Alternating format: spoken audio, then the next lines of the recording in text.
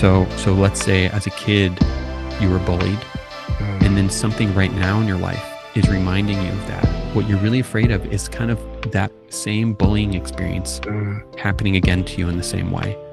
And when we can understand that, it is so powerful in terms of growing our empathy for ourselves, but then also being able to regulate our anxiety, to have those things not take up so much space, to practice like the difference between, your house continuing to catch on fire and you have to keep putting it out, which is kind of the immediate practice of like trying to quell your anxiety, versus going, welcome to another wonderful day and another wonderful podcast. And we have someone special with us today, a doctor. But as always, Clueless Eli still doesn't have a clue with the exact background, his story, and what he exactly does. I must get guests on here thinking, how dare you bring me on here and you don't even do your background check? Connor, I'm so sorry. I apologize, but it's nice to have you here today. Yeah, thank you. Thank you for having me. And yeah, I feel you there in terms of sometimes I make notes beforehand, and it doesn't really matter as much as the present experience of what ends up coming up in the conversation. I think that's a wonderful way to kind of have a nice conversation about ADHD in this case. Yeah, of course, without a doubt. It becomes more of a flow rather than a forced presentation. Do you know what I mean? Yeah. And that's the way I like it. Now, I'm not even going to, I know you have told me your surname and I struggle with it. So please, what is your surname? Yeah, McClenahan. So it's Connor McClenahan. Yeah. Okay. And the reason, listeners, why I haven't tried, I've tried and my tongue just rolls all over the place. So I'm not even going to disrespect him by trying it again live. But Connor, thank you. Thank you for coming here. And just let us know what you do to help people as much as you can to achieve what they need to achieve. Yeah, that's wonderful. I'm a psychologist and I work over in Los Angeles. And I'm in private practice, and oftentimes I help lawyers, I help CPAs, people who are kind of ruled by productivity, who feel a lot of pressure to be on all the time, and I think there's a lot of wondering with people who are pushed that way, whether it's by their own goal or that they have for themselves, or it's maybe a work thing that they kind of wonder when things are under stress. Is there something wrong with me? Do I have ADHD, for example? Is there some difficulty that I have with managing attention? Because let's say they do something where they find themselves just distracted. They can't stay on task. They fidget. As soon as things get maybe difficult, they might move away from a task, and then they feel frustrated themselves. They go, I gotta be better. I gotta be more diligent. I gotta really be on it. And it's kind of the cycle that I see them going around, where they have a lot of self-blame around how they're experiencing themselves or what they're having a hard time with. And then they try to be more diligent. They try to be like crack the whip on themselves. I have to have a better routine. I have to write things down, all these things. And I think oftentimes it misses the point, but they keep going around the cycle. And I think it leads to a lot of anxiety, a lot of depression, a lot of self-shame, and I feel for that. I feel for the kind of person who turns it all inward when they have a problem like that. And I think there's a lot of goodness in being able to have a more empathetic understanding of what's going on, to be able to broaden out, to understand things like our neurology, but also our own personal histories, our emotional histories, and how those all feed into each other to make up our minds and to create the kind of people that we experience ourselves to be on a day-to-day basis. So I think there's a lot there. I mean, in terms of what I study a lot of neurology, interpersonal neurobiology, meaning that how our brains are shaped by our experiences, how our brains wire themselves according to our experiences with each other and our histories, and how that makes up how we feel things, how we act, how we behave, how we set goals, how we hold our attention. They're all kind of connected that way. And I think there's a lot to appreciate about how our minds manage our attention that usually goes below the radar, that people don't quite appreciate when they work or live their day-to-day lives. Yeah, I must admit, I mean, I do appreciate, we try to put things in black and white. You know, we look at things in our life where it's very easy for us to make an action, which it isn't, because we've got to, as you said before, we've got to take into account our environment, where we've come from, where we're heading to, and there's so many things. But from a neurology part of things, you're saying things start to be hardwired, so to speak. Is that not the case? Now, when we talk about this, please, in layman terms, describe what that really means in real terms. Yeah. So in terms of our neurology, so something really wonderful to understand about our brains is something called Hebb's axiom, which says that neurons that fire together wire together. So what that means is, let's say you're looking at a picture of a square, right? And those lines that your mind creates in your visual field, they're all lit up at the same time, right? You can kind of picture like a pinball machine where the ball bounces around to, let's say, 5 or 6 pins at the same time. They all light up, right? When they're all lit up together, now there's this thing that happens where they all strengthen those connections with each other. That's how learning happens. So if I see the color red and I also see a dog and I also feel pain, the next time I see red and I see the dog, I'm going to start to anticipate that I'm going to feel pain, right? So this is the way that our minds work. We kind of create these paired associations, these connections in our experiences. That's the basis of how our mind functions and works. So when we just, live our normal lives, walking to the grocery store, interacting with our significant others, or interacting with our children, or interacting with things, we are doing this through the lens of all these different past connections that we've made. And it's mind-boggling how much how much our current experience is shaped by this lens that's been created over time. So yeah, anyway, I'll just say that our minds are shaped by our experience, so much more than I think we appreciate. Sometimes we like to look at like genetics and go, well, I'm this way because of my genetics. And there is something to that. But our environment plays such a huge role in how we think, feel, and behave on a day-to-day basis. And would you say in general, it can't be one rule for everything, but in general, would you say that the environment, especially when repetitive environment, can, not always, but can play a bigger role than the genetics that we receive? Much bigger role, bigger role. Genetics is kind of like our starting block, It kind of, imagine, let's say, runners in a race, and you have one person who starts, maybe 10 meters ahead of the other runner in a mile race. That makes a difference, right? But how much more so does the training of the athlete make a difference in that race, right? That's the experience part of it. So things like our extroversion and introversion have a huge role to play in ADHD kind of behaviors, right? So when somebody's more extroverted, they're going to tend to, not always, but they're going to tend to be more hyperactive as well. I get it. But the way that extroversion, even when they were a baby, was handled by their parents, let's say whenever they were excited or really vibrant and had a lot of energy, mom and dad didn't match it. They didn't actually play with the kid. They punished them or ignored them. Now, that's a big deal, because now that kid, whenever they experience that emotion, they're not going to feel calm and regulated and good. They're going to feel like nervous, or they're going to feel chaotic and like it's going to be, a lot. So there's a couple different, things like that have to do specifically with ADHD.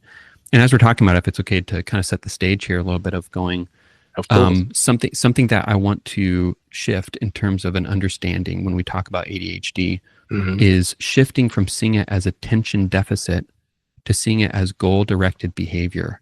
You know, so we think about when somebody has a problem with attention, let's not think about it as a problem with attention for a second. Let's think about it as a problem with goal attainment. You know, there's all these systems in our mind that work together in concert to help us go from wanting something to getting it, right? For example, I want to make more money, right? So what am I going to have to do to actually follow through and create something and hold on to it so that I can actually make a change in my life? This is the problem that I think a lot of people with ADHD have is it's not necessarily that I always ought to be paying attention. It's not just about attention. It's about how good am I at using my entire mind to stay focused on a goal that's actually meaningful to me. Interesting. So when we're talking about these connections that are happening within our brain, is this one of the reasons why they say a habit you need to do so many days? Because that's how, am I saying this correctly? That's how those connections are created. It can take up to 40 days, because I've heard it can take about 40 days. Yes. Now, are we really talking about 40 days for the connections to be made, rather than it takes 40 days to get into a habit? It's really 40 days for those connections to solidify so you stay within that habit. That's a wonderful way to look at it. In fact, what happens initially are these like temporary changes, right? Of like, you know, like for example, when you do something one day, the next day it's easier to do it because of a temporary change in your brain. Those neurons are more excitable, and so you're able to do it again a lot more easy. But when then you keep doing it over time, that increase of the ability to do it becomes solidified. It's kind of like, imagine every time neighbors come over, you move the chairs in your room, your main living room, to a different position, and then you move it back, and then the next day they come over and you go, okay, now I know where to put everything, and you move it into the different position again. Of course. Well, if they keep coming over every night, you're going to be like, well, I'm just going to keep it in this position because I keep moving around here, so I might as well make this a stable situation. Your brain does the same thing. So when we create a habit, that's kind of what happens, where initially it's kind of a temporary thing, but the more we hold ourselves there, it rewires something in our brain. And so, but I'd love to talk about how we actually create those changes best, because it's not just through diligence, right? It's a very emotional thing. It's a very meaning driven thing. When your mind makes changes, it has to be motivated to change. The main way that we are motivated to change is through social relationships, right? So for example, think about the difference between learning on Duolingo, a new language like Spanish, let's say, and going to Spain with people who you want to connect with who only speak Spanish. Your brain is going to be so much more motivated to change when it's meaningful that way, when you're actually interacting socially with other people, when there's a social goal there. This is what I'm talking about with goal-driven behavior, is that when there's a goal involved, your mind is so much more primed and ready to change its behavior, to change its wiring. And we want to leverage that when we think about ADHD, to not just think about, I ought to be more diligent. For example, I ought to wake up at 8 o'clock and start working, but to make it meaningful. You know, if I can wake up and start working at 8 o'clock and I can be done by this time, I'm going to feel so proud, or I'm going to be able to tell this person, or I'm going to be able to accomplish this thing that means something to me in my reputation, for example. The more meaningful we can make those changes socially, the more that we're going to actually be able to find success there. Now, that makes sense what you're saying, because when it comes to me, I've always had the natural strength and character to be always able to support other people in a massive way, help other people to be successful. But when it comes to myself, it's a different thing altogether. I'm known for being the first one to be there to help people and to do what needs to be done to make sure they're successful. But for myself, it seems like the goal, or me, or whatever the case may be, is not enough for me to help myself. Does that make sense? Yes, total sense. All my life, I've always struggled all my life, and people find it crazy and thinking, you know, Eli, I don't understand. So you saying that now, the penny's dropping, because you've broken it down actually in a way that I can understand, and thinking, oh, okay, maybe that's the way why I am the way I am, because it's something I need to change in myself, but I struggle with helping myself rather just helping everybody else. Does that make sense? Well, let's reverse that. You don't struggle with helping just yourself. Let's think of the reverse of that, which is that you come alive when you think about other people. That's right. It organizes your entire brain. Yeah. When you think about yourself as doing something meaningful for other people. Probably the reason you're able, let's say you struggle with goal completion in other areas, but the reason that you're able to do the podcast is because you know people are going to be listening. That's right. Because I'm helping. And it's going to be, you're going to be helping them. So you go, I've got to make this happen. Yeah. You know, so think about all the things that go on in terms of you trying to reach that reward of seeing that people found it helpful and that you feel good about that. You feel like, I'm a person who helps other people, you know, like that's a huge reward. It is. So that's like the fourth brain area that is involved in goal attainment, which is reward. When we think about reward, the biggest rewards are not sweets or chocolates or a token or something like this, or money even. The biggest rewards are social rewards. When someone can say back to us, good job, or that was amazing, or thank you, I'm so grateful. Those kind of responses are the most powerful rewards that our brains know. It's called your ventral striatum. It kind of exists right up here in your front, in the back part of your prefrontal lobe. And it's wired there to experience relief and safety when I know that I belong, that I have a purpose.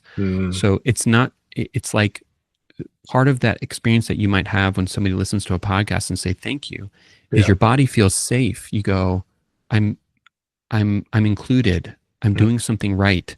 I matter. And that part of us is really big because we are social creatures, and our safety depends on our ability to belong to a larger group. So that's why a social reward is the most powerful reward. So if one of the things that you can do, if you want to be able to hold your attention, or if we want to think about a different way, be better at having goal-directed behavior, one of the biggest things we can do is make the goal more meaningful socially. So to picture, when I finish this project, I'm going to show it to my spouse, or I'm going to present it to somebody, or I'm going to, for example, to take, for my kids, for example, when I think about teaching them money, I go, why don't you make a lemonade stand? And it makes it social, right? And so it's a lot more rewarding. And so they're going to be more motivated to do it because there's a social component to it rather than it just being individual. So that's kind of the fourth brain area. But I thought maybe I could, if it's okay, to kind of back up and maybe talk about these, because I think these are so huge to understand. If you're having problems with attention, understanding each of these brain areas is going to help you in huge ways. From just going, I quote unquote have ADHD, to, oh, there are certain areas of my brain that I can actually pay attention to and play with and try to figure out how to do this best for myself. So the first one is this part of your brain. What is it? I'm blanking on it right now. It's right in your brainstem. It's called your reticular formation, and it's this place that kind of regulates the floodgate of energy that's coming into your mind.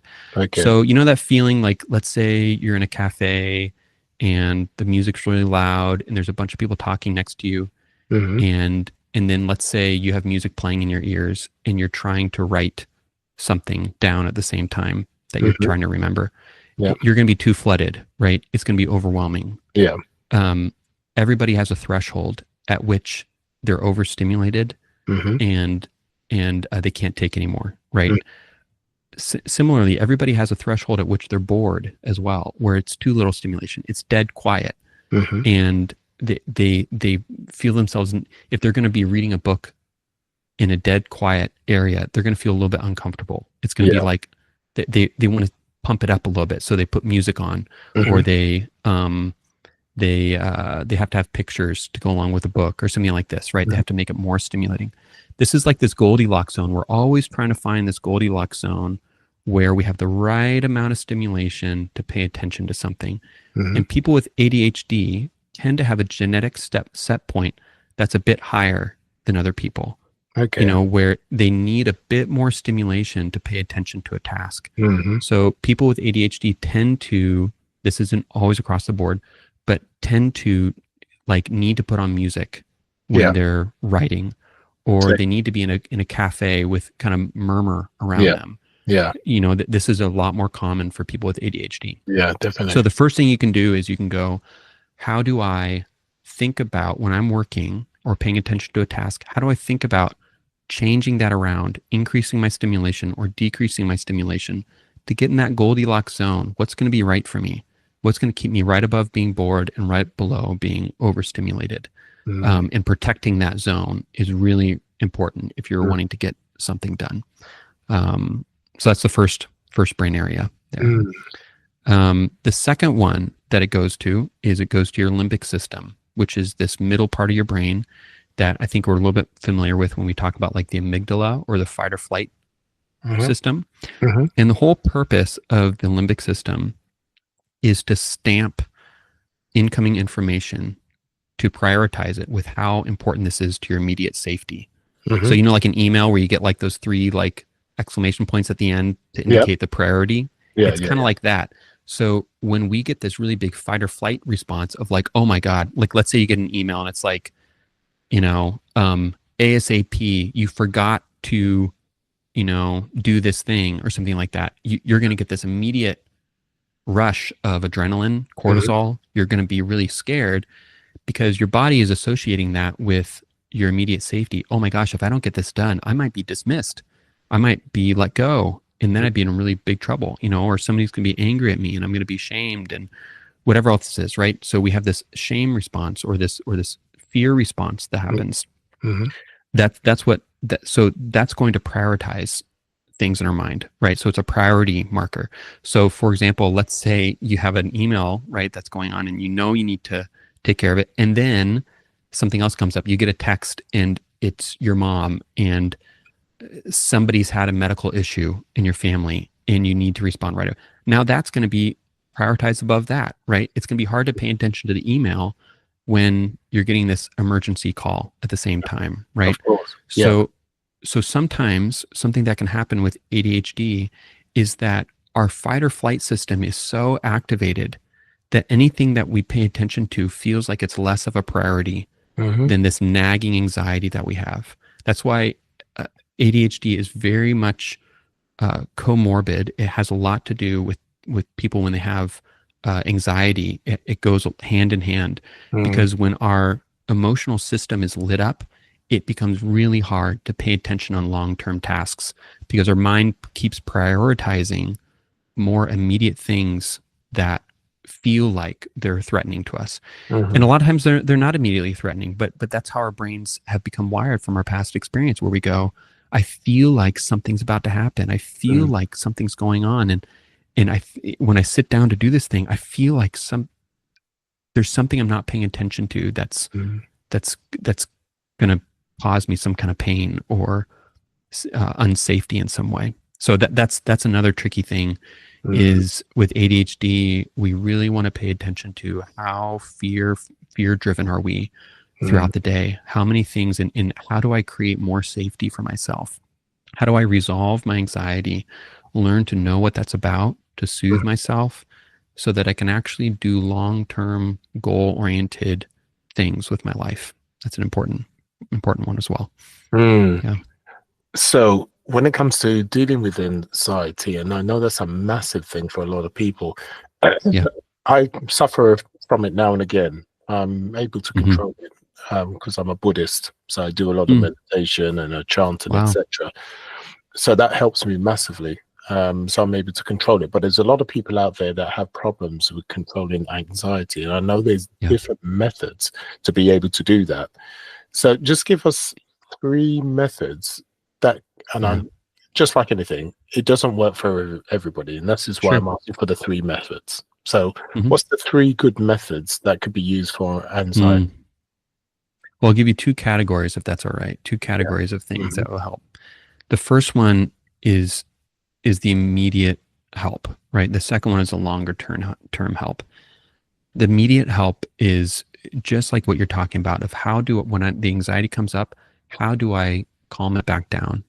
What tools do I have to actually breathe and remind myself I'm okay?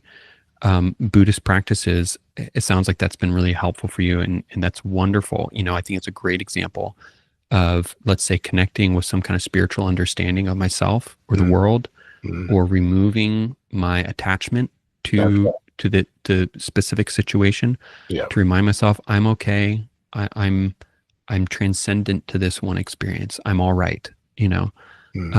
Some people do that again with breathing, where they do, who is it, Wim Hof, who does the whole breathing kind of practice that oxygenates your body and reminds yourself you're safe. Those things are really helpful, and you're probably going to try 15 of those to figure out what's actually going to work for you and what's going to be meaningful to you to do. Prayer, all these things, wonderful. Those are kind of more the immediate help. That's really important to know for you what is going to be working for you, what's going to actually help you when you feel that kind of tightness in your chest or you start to sweat, to be able to kind of picture something that helps you calm down. That's good. The second one is to do the exact opposite, as funny as that is to expose ourselves to our own anxiety, to have someone who can, this is like what therapy is about, where you walk toward the thing that scares you, to understand it, to explore it, to become curious about it, so that we can survive it and grow in our self-awareness. What is the thing that keeps gnawing on me? Why do I start to feel anxious when I go into work? What is it that I picture about my life, or about my boss, or about my spouse? What is it that I'm afraid of happening to me? And usually this has something to do with an early memory that we've had. So usually when we're afraid about something in the future, what we're really afraid about is re-experiencing something really painful from our past. In the past. Yeah. So let's say as a kid, you were bullied, and then something right now in your life is reminding you of that. What you're really afraid of is kind of that same bullying experience happening again to you in the same way. And when we can understand that, it is so powerful in terms of growing our empathy for ourselves, but then also being able to regulate our anxiety, to have those things not take up so much space. It's kind of like, it's the difference between those two practices, are like the difference between, your house continuing to catch on fire and you have to keep putting it out, which is kind of the immediate practice of like trying to quell your anxiety, versus going, well, let's look structurally at the house, about what about it makes it keep catching on fire? Who keeps lighting it on fire? And can we grow in our empathy for what goes on inside of our minds, so that we can soothe ourselves more effectively.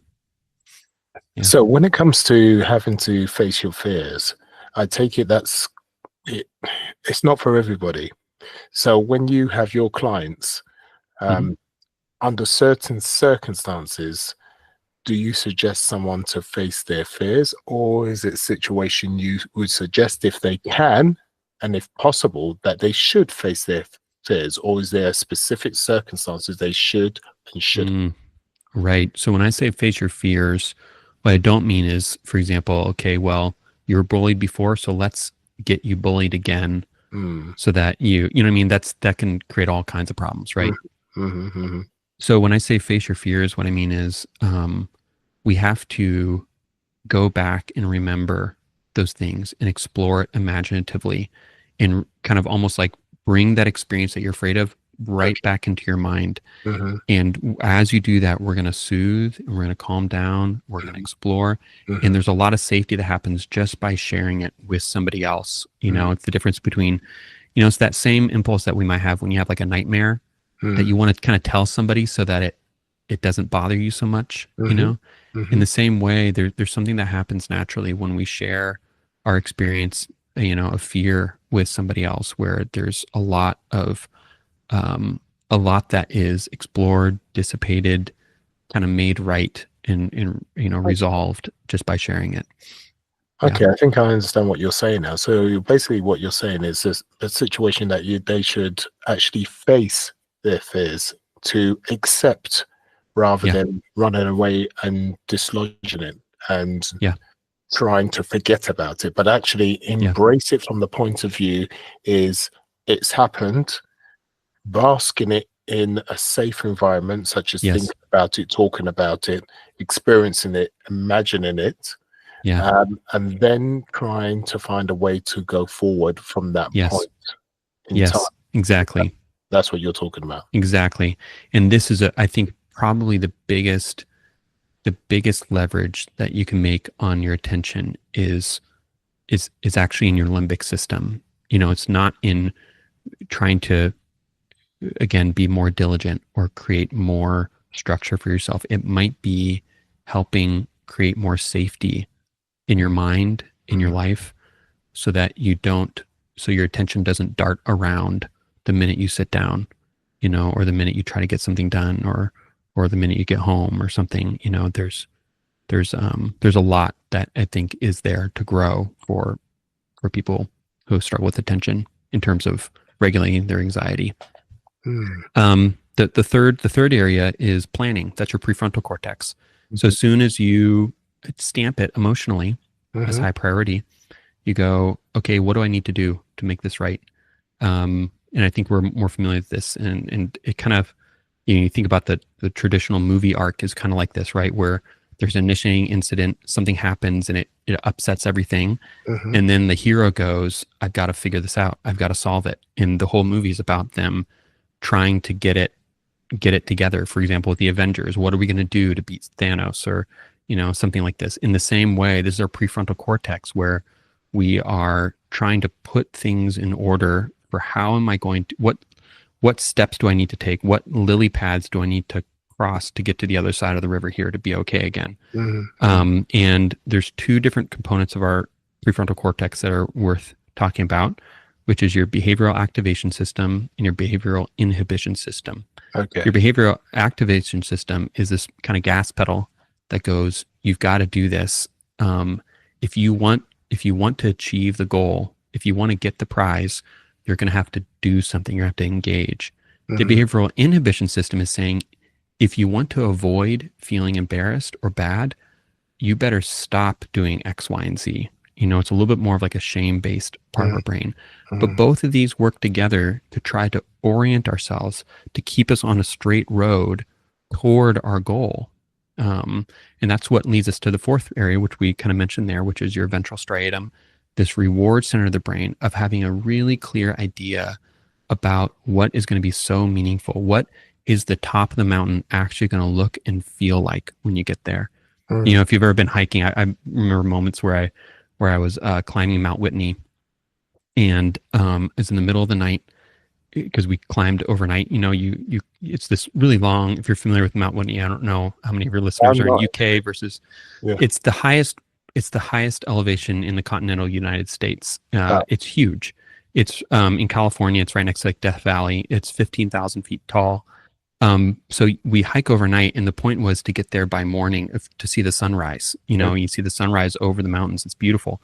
But in the middle of the night, you don't know what time it is. You don't know where you are on the hike, and I was incredibly exhausted, and you keep hiking. You feel the altitude sickness. Everything in you wants to stop, right? And the thing that we were picturing, though, that kept me going was, I can't miss the sunrise, though. I've got to keep going. And I would hold in my mind what it would actually look and feel like when I got to the top, and I could see this sunrise, and I could experience this union and connection with the earth, with myself, if I keep pushing for that. And I think that is the kind of thing that is sometimes missing for us, is how meaningful the outcome will be.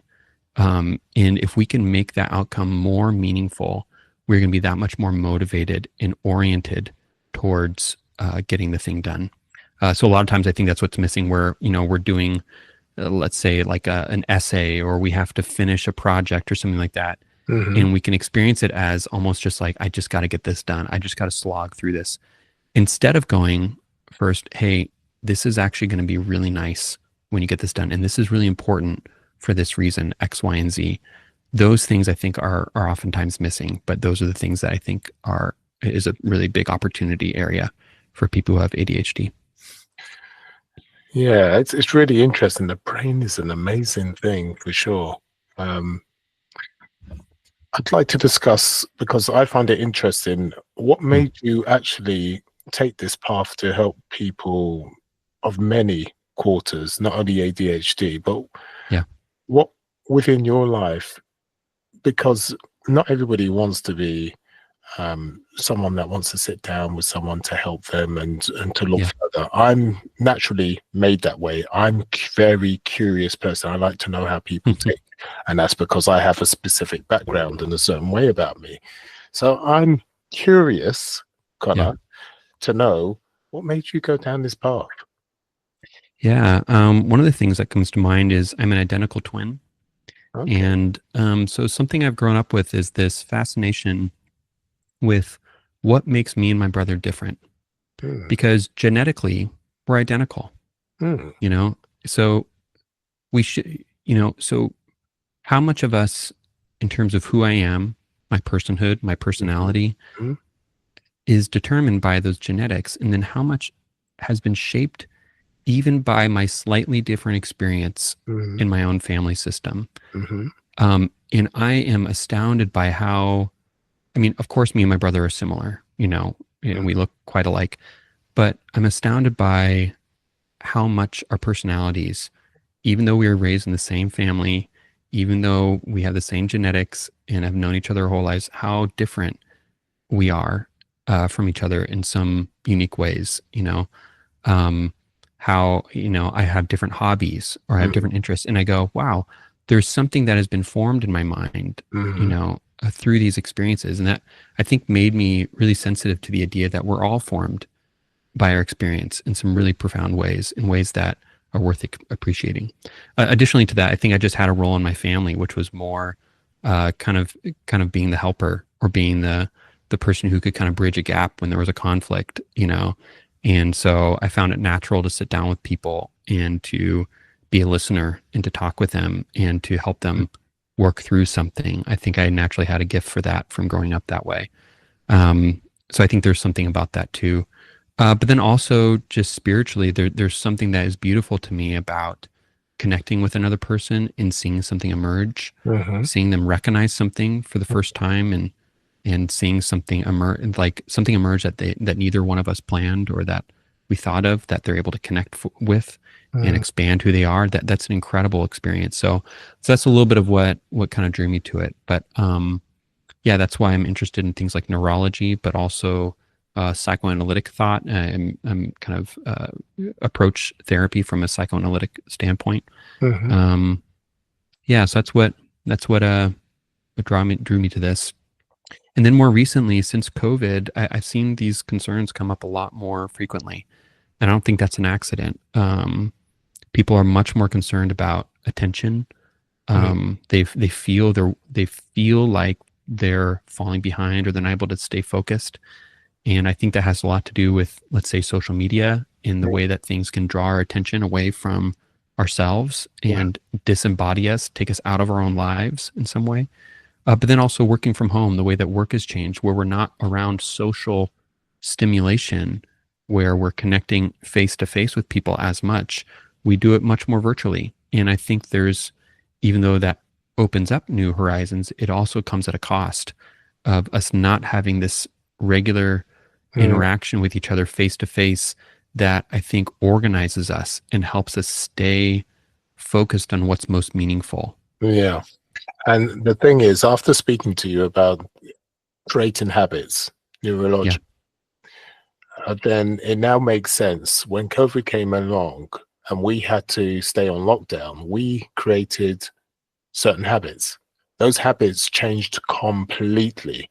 So from a Yes. habit that we went out to work, we then were sociable when we left work, went to maybe the pub, club, whatever the case is, come back home, etc. All that went out the window instantly. Then it was a Instantly. situation we were stuck on social media, scroll, scroll, scroll, looking at shorts, shorts, shorts.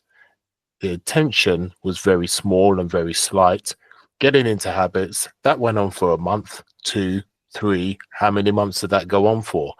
And so it created chaos within the system of how we connect as people, because that was the biggest change worldwide just overnight. Huge. Especially with how you were explaining about how the brain works, and now I understand that much more, and I've learned from you now. Yeah. That explains a huge amount, how that's changed us no ends and made things really difficult for us. Because to be honest, I don't really think that it was a good habit to be isolated and to be scrolling on things that really weren't really, for me, meaningful. Because to have a meaningful conversation as we're having now, that's meaningful. We're talking about from one stage to another, and we're actually going with the flow of a conversation. That never happened. In the lockdown, a lot of people just went on the internet and they're very small snippets of information and couldn't keep their attention on one thing. It was on something maybe for 10 seconds and then another thing on something else. And what do you think about that? Or am I just looking way? I think you're exactly right. And you're pointing to how sudden and dramatic that change was, and you also mentioned that it created chaos in the way that we connect with each other. I think it also created chaos inside of our own minds as well. There's a fractal thing going on there with when there's a chaos in the larger system socially, it resonates in terms of the way that we even know how to organize ourselves, even the way that we go through our days. You think about what actually has been lost from that, what has been lost, not just in our cities or interpersonally, but even within ourselves, our own identity. What ends up, if we were only on social media, or I think about these kids who have been raised with it, who are they? Who are we without face-to-face interaction with one another? How are we supposed to organize or make ourselves do anything meaningful if we're only online, if we're only on social media for, let's say, 3 hours, 4 hours a day, 5 hours? For some of these kids, it's 9 or 10 hours a day. They're on social media, which is just heartbreaking. It's inhuman. So I think long form conversations like this, I think there's a reason why people listen to podcasts, because it feels very human. The way that you're able to sync up with somebody, it takes more than 10 seconds, like to actually understand somebody else's ideas or their thoughts or their mind or how they work. And we need that. We need some kind of way to reconnect with what you talked about there, of the pub kind of feeling of sitting down and being known by other people and bumping into them in a casual way. Every day before work, I go over to our little outdoor coffee shop, which is like a block or two down the road. And I just sit there and I talk with the baristas and I'm good friends with them. And before I get into work, it just helps me feel like a person, after waking up, driving through traffic, all that kind of stuff. I think we all have a hunger for that. And I think there's a lot of longing for that. But unfortunately, I think we don't pay attention to it. And so we just scroll to try to get almost like a fast food version of the actual nutrition socially that we're needing to be our best selves. No, you're totally right. I mean, emotional content is very important for us as human beings. And I think a lot was lost, especially in the children, because as you already know, children are very susceptible to certain things, especially when they're growing up in a certain way. And I think that was almost a year worth of education lost. Yes, they went to school now and again, but more so not. And that's quite worrying, how the new generation has been affected so much. Remember, we was talking about how our environment affects us more than our genetics. And that's an extreme environmental change. So it's quite worrying what emotional issues that the new generation is going to have as they get older. I think they have a lot. They have a lot more trouble looking people in the eyes when talking. Totally. They have a lot more trouble taking risks or doing something on their own, or even doing something in the real world that's away from a screen. They probably feel latent anxiety about it. And that's the biggest The biggest Yeah. issue is doing something away from the real world. I've noticed that there's, when you try to communicate, more so with children than adults, is they would prefer to communicate by texting. So there was a situation before you would text and it would be because you were late or something short, but now it's full blown conversations by Yeah. texting, even rather than picking up the phone and having that conversation or going around the corner to have that conversation with the person that you want to have the conversation with. And I think that's quite sad because there's no emotional content. It's only black and white Yeah. texting. You can't hear the tone of voice. You can't hear the smile. All those things that are needed for us to develop in a specific way, to have the skill set to be able to read people in the way we Yeah. need to for us to develop as human beings. I mean, that's Right. my thought process.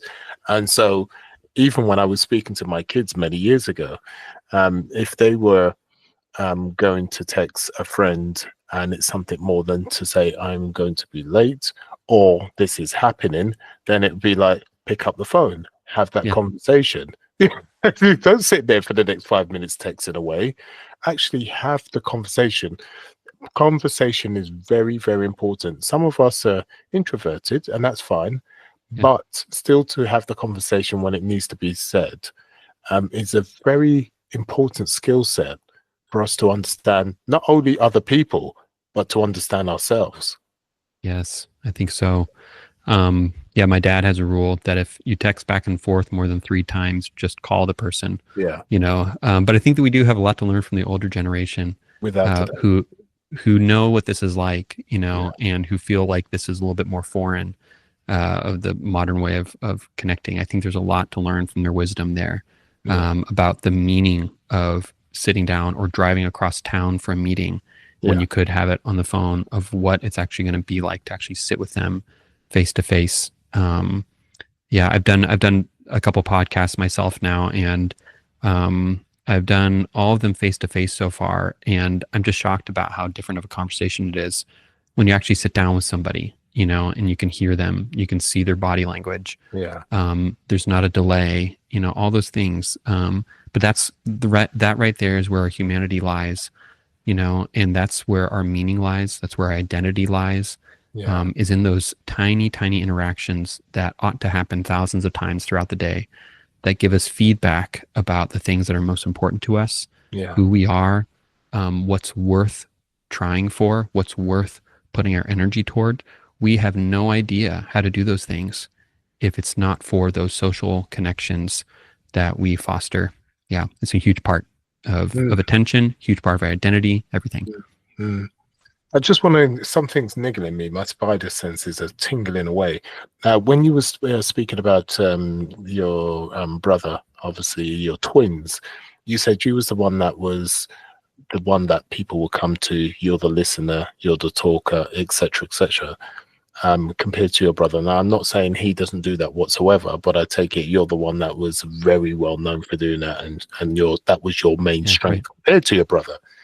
Now, when you now look back to that, why is that the case? Hmm. Because that's quite a strength and quite a.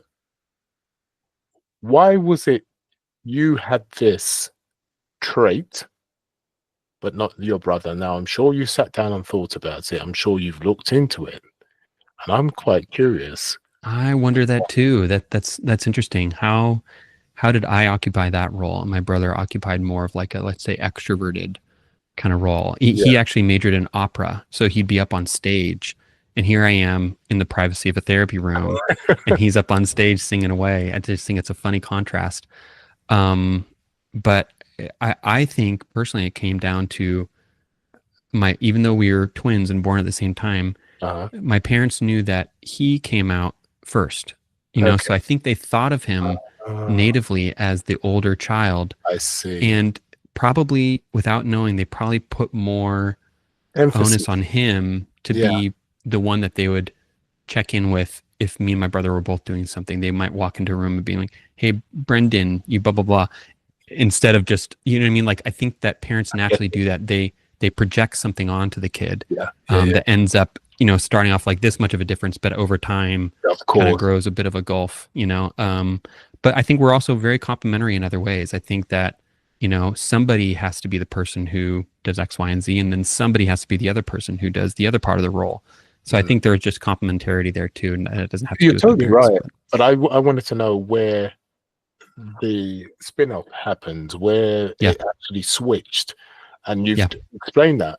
It does make Yeah. sense, because even if I had twins, it would be a natural thing for you to have some kind of difference, no matter how small that difference is. But Right. over time, that difference obviously expands as Yes. you get older, different experiences, and because those slight differences were shown to you as a baby, as a toddler, etc., you obviously react to those differences. So this is why I wanted to come back, and I was thinking, I'm curious, and I don't know why I'm curious, but I need to ask this question. And because we've spoken about that, that makes sense. Just that slight change in attitude, and I can see me doing it as a parent, then obviously that's where the differences of you as two identical entities start having differences within your personalities, and that makes sense. And then the growth happens from there. That's exactly right. Yeah. But you have kids as well, so you're kind of thinking, of course. Yeah. So you're thinking about that, like, how does my treatment of my kids differently end up impacting their personality? It's kind of mind-boggling. It is. It is, exactly. And you've got to think about it. And it's not a situation that the parents are trying to do anything that's damaging. It's just a natural occurrence. Like, okay, for instance, I've had this conversation with a lot of parents where they say, "Oh, I love my kids all the same." But I say to the parents, "But how is that possible? You can't." Of course I can. I said, it's not possible. I don't love my kids the same, and I'll tell you why. It's because all my kids are different, and if they're different, you have to love them differently. It's just like having, okay, you have favorite bikes, right? You've got 3 favorite bikes, and you adore these 3 favorite bikes, but they're all different, and you're going to treat all those bikes differently. You can't help it. As much as you prefer all 3 bikes, one's faster at certain work because they got bigger wheels, the other one's thinner, so you can't help but treat them slightly different. Yes. Honestly, the right thing to say as a parent is that I love them all the same, but it can't be possible if they're all different. I'm not saying you love more than one than the other, but you must love them differently, surely, because they have different personalities, traits, the way they talk, the way they spark, and so on and so forth. It can't be possible for you to treat them the same or love them the same. It can't be possible from my point of view. Yeah. What do you think of that, Connor? Yeah, well, the difference between bikes and people there is that, imagine if you had a bike that changed by the way that you rode it. Like, let's say you thought of it more of as a mountain bike, and then the more that you rode it on the dirt, the bigger tires it got, and the more knobby tires it got, and the gears changed.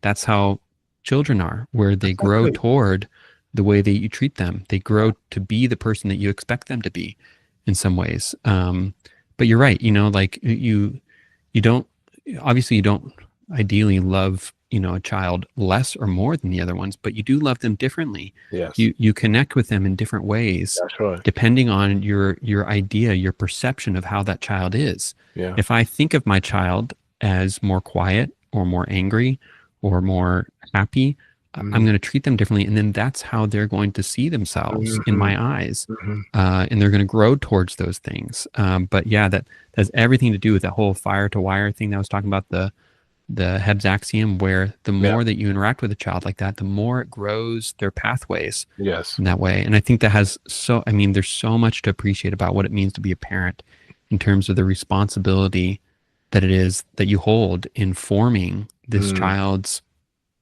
identity, their personality. And I think it's a beautiful thing. Yeah. So hence we got to that conversation because I was just curious how it's so different from so this is why I find it so interesting how you now got to the stage of wanting to help other people, because you were very curious yourself and you thought something doesn't quite match up here. And now this is where you've come to the situation of helping other people.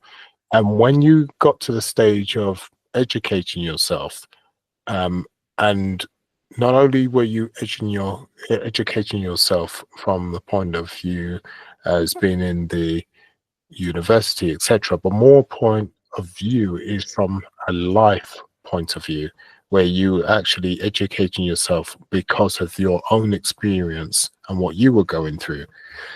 With that said, when did it come to a point where you decided this is definitely what I want to do?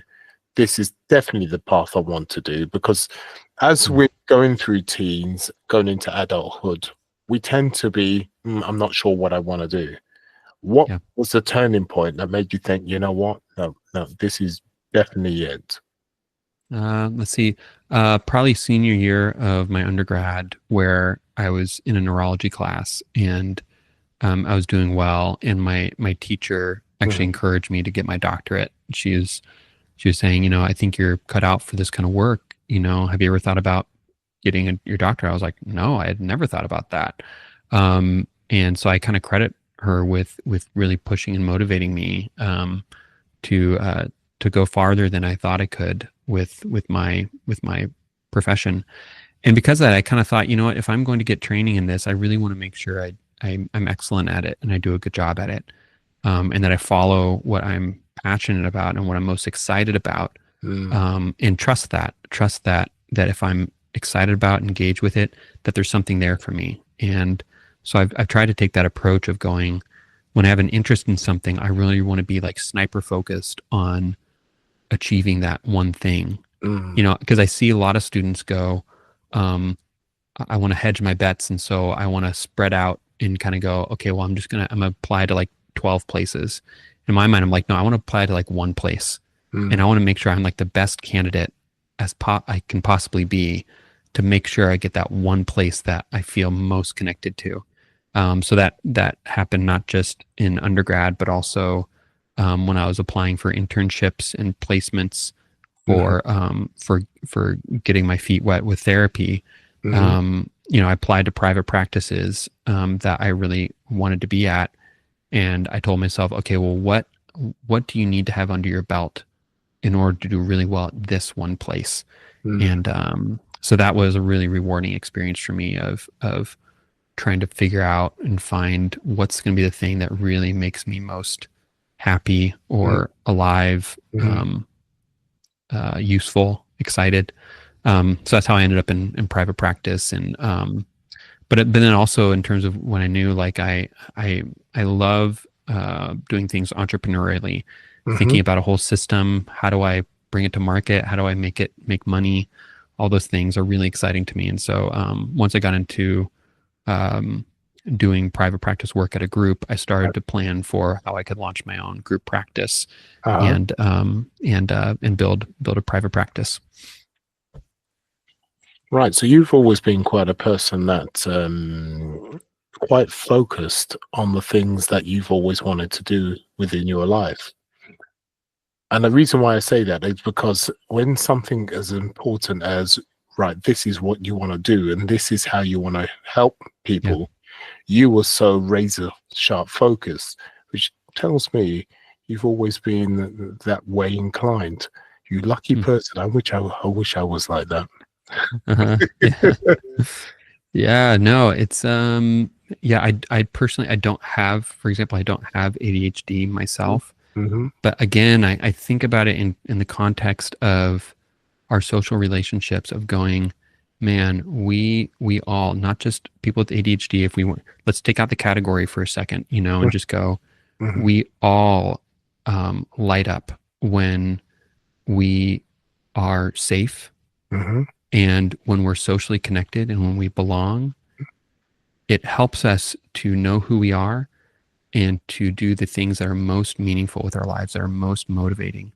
Those are the pieces that are needing to be in place for everybody to be happy, to live a fulfilling life.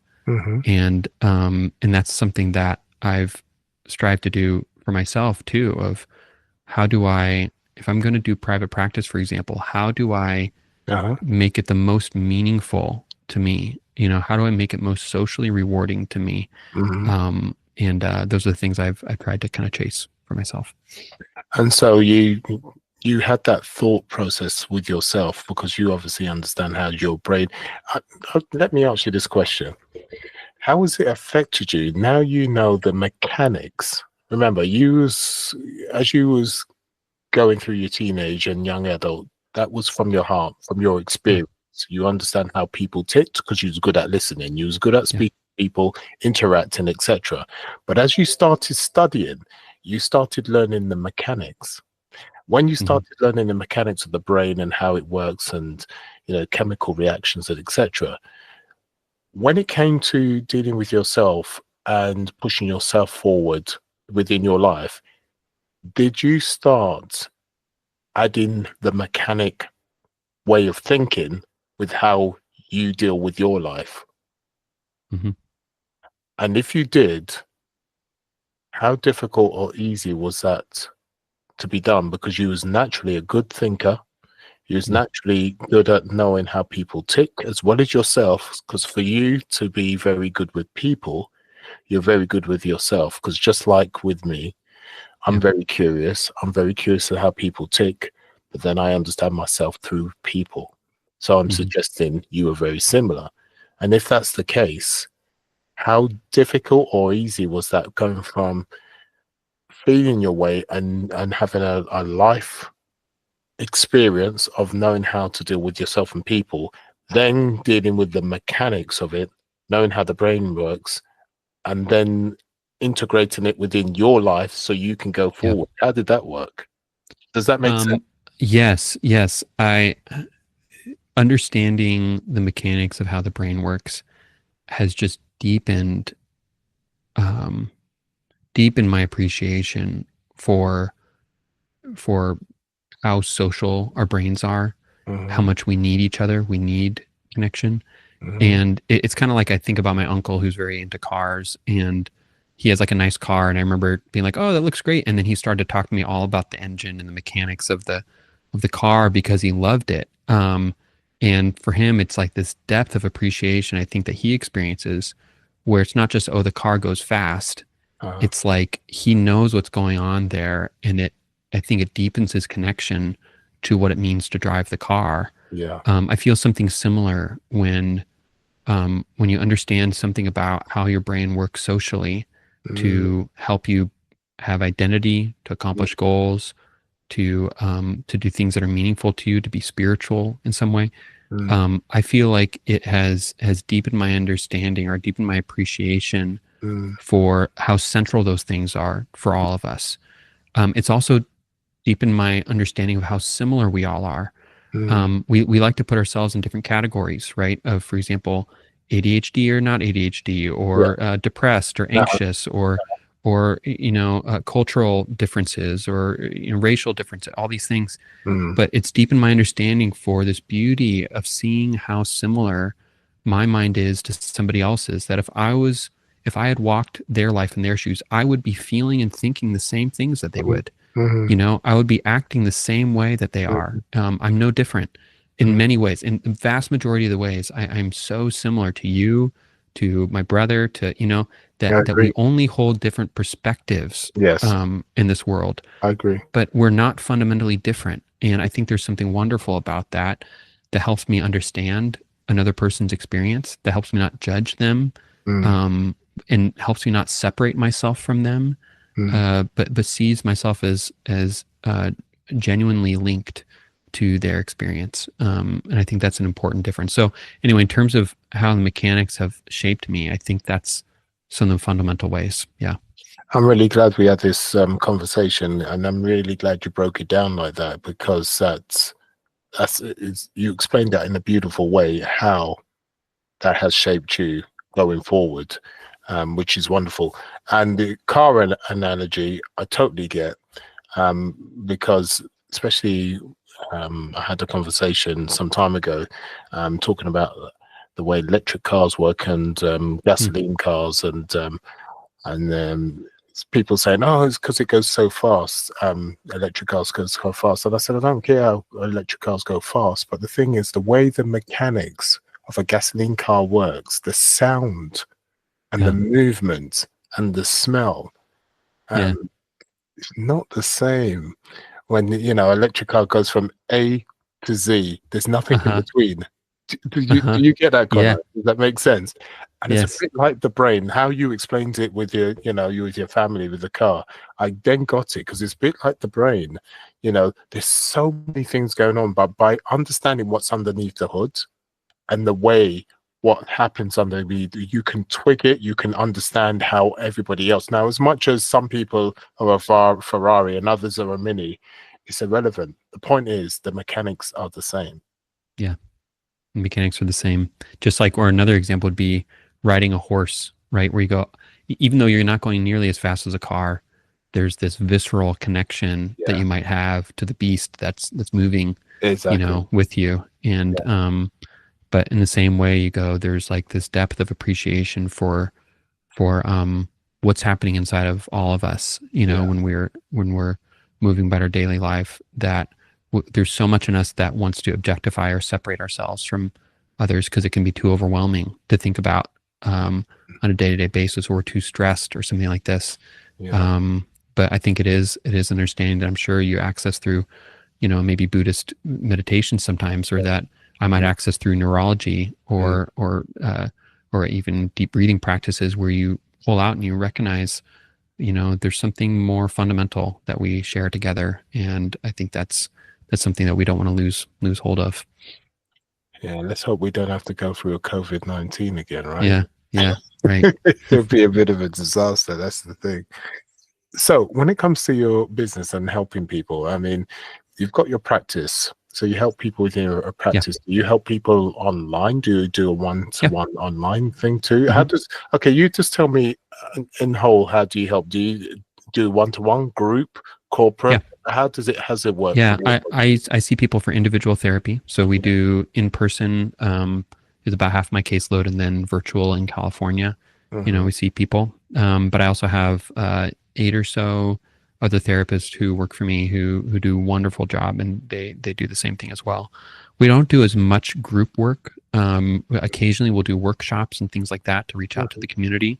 mhm, Um, and then yeah, so that's a lot of my job is meeting with people one on one. I occasionally help people with ADHD, mhm, but again, like we were talking about earlier, a lot of times the things that end up coming up as we talk about those attention issues are a lot of emotional issues, mhm, that they're needing to work through and understand, and um, to feel like themselves again. So mhm, that's some of the work that I do as well. But overall, I just have a passion for helping people understand how their minds work, how their brains work. mhm, So our private practice is called Here Counseling. We're based in LA. We have a care coordinator. So like, if any of your listeners happen to be in California, we have a care coordinator who mhm, can help you connect with a therapist that fits for you. mhm, But if not, I'd encourage you, if you're looking for a therapist, look online and just pay attention to the photo that you see, and think to yourself, could I connect with this person? That is actually the biggest indicator of success in therapy, mhm, is how you feel about a person when you see them or when you talk with them. Has everything to do with how much you're going to grow. Um, mhm. and so I would just encourage people, if that's what they're looking for, that's a good way to start. Okay, and if there's just one thing you can leave the listeners, just one thing, what would you leave them with that? Mm.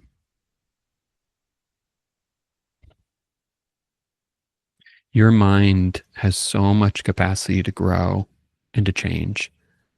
And I would encourage people to think less about having some kind of deficiency or difference, and think more about, how do I leverage how my mind works to promote a growth in my identity, a growth in my goal oriented behavior, and a growth in my connections with other people. I think that's what I would encourage them to do. Connor, that was beautiful. That makes sense to me completely. And how do people connect with you? I know you've spoken about where you are, but Yeah. can they connect with you in any other ways? Yeah. Let's see. I have a podcast that I've just started to do, kind of showcasing other, healing conversations with other people, so they can find that podcast. It's linked on our website, herecounseling.com, HERE counseling.com. But maybe we could put a link or something like that in the show notes. Definitely. What's the podcast called? What's the podcast called? How We Grow Together. Okay. is the podcast. So yeah, it's on Spotify and Apple Music and all that kind of stuff, or podcasts, I should say. But yeah, but that's a great way to reach me. Perfect. And as you can hear, listeners, you know, her amazing journey, an amazing individual.